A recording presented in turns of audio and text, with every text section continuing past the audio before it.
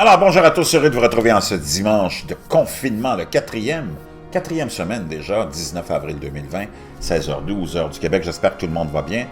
Avec une histoire incroyable, une autre histoire, probablement de pollution extrême, et ça se passe au Mexique.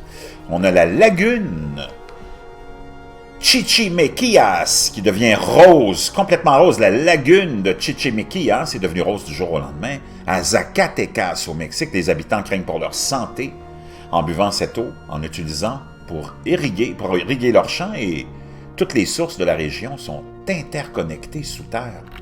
C'est vraiment inquiétant. On peut voir la couleur. Qu'est-ce qui a pu provoquer tout ça?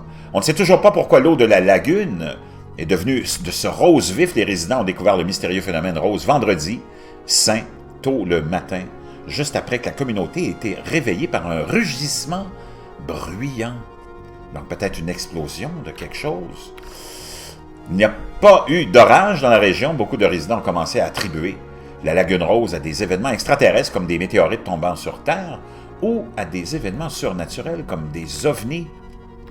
Pendant ce temps, l'eau rose fait l'objet d'une enquête. Les autorités suggèrent que la couleur rose bizarre est due aux minerais qui colorent l'eau du petit lac. Ce serait sans précédent dans la région.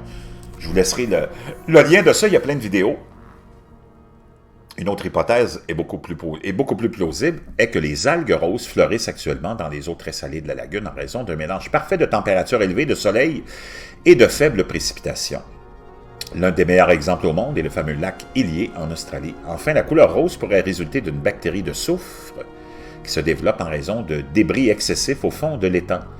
Ces débris créent du sulfure d'hydrogène en grande quantité, responsable de la fameuse odeur d'œuf pourri. Ce sulfure d'hydrogène est ensuite utilisé par les bactéries pour leur croissance. Donc, on ne sait pas vraiment ce que c'est.